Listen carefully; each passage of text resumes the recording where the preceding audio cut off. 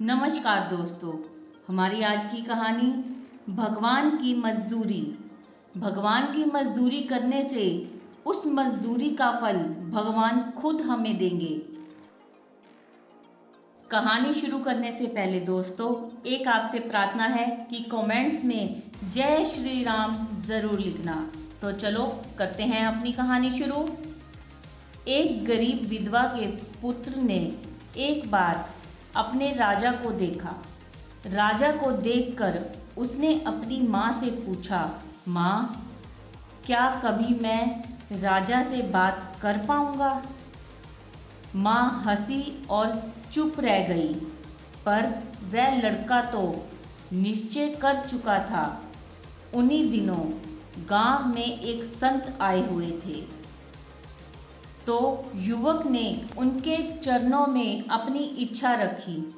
संत ने कहा, अमुक स्थान पर राजा का महल बन रहा है, तुम वहाँ चले जाओ और मजदूरी करो, पर ध्यान रखना वेतन ना लेना, अर्थात बदले में कुछ मांगना मत, निष्काम रहना। वह लड़का गया। वह मेहनत दुगनी करता पर वेतन ना लेता। एक दिन राजा निरीक्षण करने आया। उसने लड़के की लगन देखी। प्रबंधक से पूछा, यह लड़का कौन है जो इतनी तन्मयता से काम में लगा है?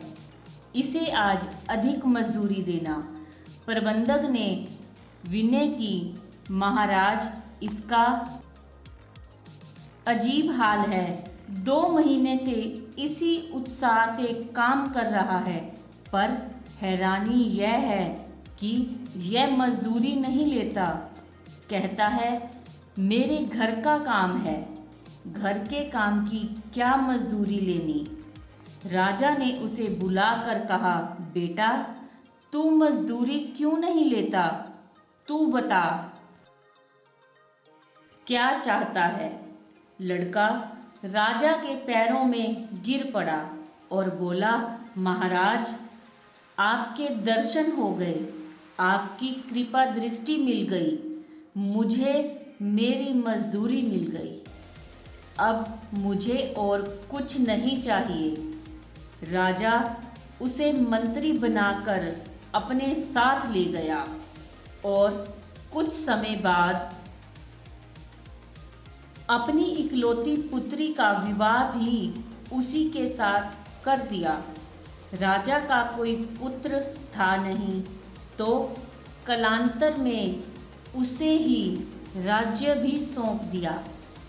बिल्कुल इसी प्रकार से भगवान ही हम सभी के राजा हैं और हम सभी भगवान के मजदूर हैं।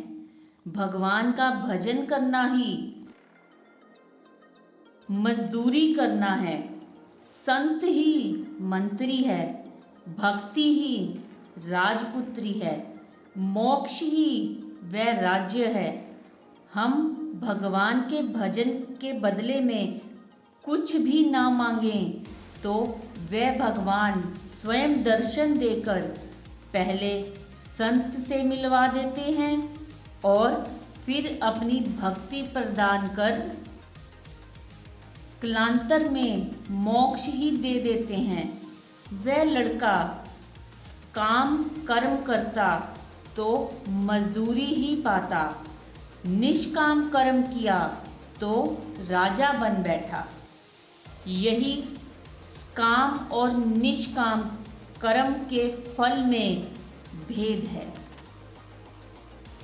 तो दोस्तों, हमें काम ना होकर निष्काम कर्म करना चाहिए। उसी से हमें भी भगवान से मजदूरी मिलेगी। वो मजदूरी जो उस लड़के को मिली कि वो राजा बन गया। तो दोस्तों, ये कहानी आपको कैसी लगी कमेंट्स में ज़रूर बताना।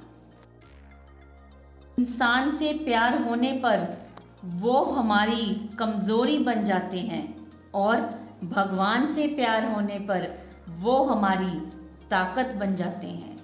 जय श्री राम। जय श्री राम।